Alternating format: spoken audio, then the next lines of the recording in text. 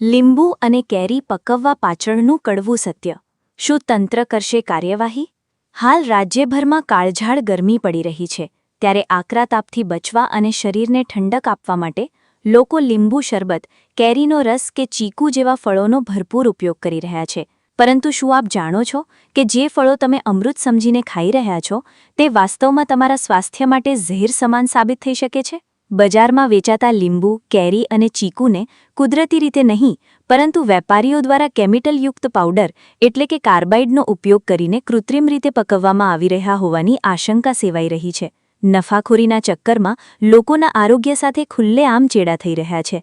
ત્યારે હવે જનતામાં એક જ સવાલ ઉઠી રહ્યો છે કે શું સરકારી તંત્ર અને ફૂડ એન્ડ ડ્રગ્સ વિભાગ જાગશે ખરું?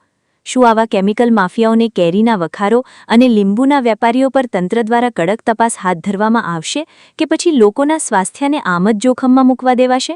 બ્યુરો રિપોર્ટ, અસુલ પાલિતાણા. એમને એટલે કઈ રીતે વાપરવાનો? પરીક્ષા આવે હોવ અંદર. હા હા. એક કાર્ય હતો કે 4 પરીક્ષા તમે જે નાખતા હોય તે પાણીમાં પલાળી નાખવાની. કેટલા લીંબુમાં નાખવાનું? પાણીમાં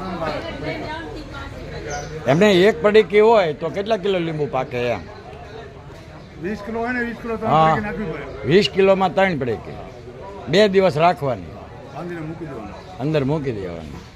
ગમે એવા કાસા લીંબુ હોય પાકી જાય. પાણીમાં પલાળવું પડે ને. બરાબર.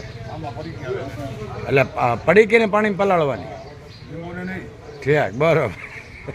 ચાલી લઈને 10-15 પરીક્ષા નાખી દેવાનું અંદર. પછી આપણે ફૂલી જાય આમ. અને આ સરકાર માન્ય ફૂલ જવાબદારી.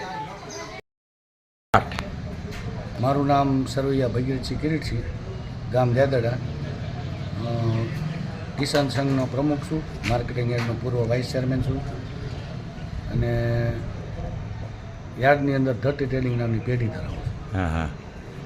તો શું આપણા માર્કેટિંગ યાર્ડમાં કેરી પકાવવાનો કાર્બન અને લીંબુ પકાવવાનો કાર્બન એ શું કાયદેસર છે? અથવા કાયદેસર છે તો એ રોડ ઉપર ફેંકી દેવા ઉપયોગ થઈ જાય પછી તો એ પશુ કે ગાયો મરે તો એનો જવાબદાર કોણ? હવે પહેલાં પ્રથમ તો લગભગ કાર્બેટથી કોઈ પણ વસ્તુ પકવવી મારા ખ્યાલથી ગુનાને પાત્ર છે. છતાંય જો કોઈ ઉપયોગ કરતા હોય, ચીકુમાં કરતા હોય, તમે કહો એમ લીંબુમાં કરતા હોય, કેરીમાં કરતા હોય, તો એના યોગ્ય પગલાં લઈ અને નગરપાલિકા જે તે જેનું જવાબદારી આવતી હોય એ લોકોએ ચેકિંગ કરી અને એનો યોગ્ય નિકાલ થાય કે જે પશુના કે એને કોઈને નુકસાન ન થાય. પશુપાલન આપણે ગાયું છે, બળદ છે, ખૂંટિયા છે, જે રખડતા હોય બધા, અને એ લોકોને બિચારાને ખબર નથી પડતી એમાં કેરીની સુગંધ આવતી હોય એટલે એ લોકો ખાઈ જાય અને કાર્બેટ ખાવાથી એનું મૃત્યુ થાય.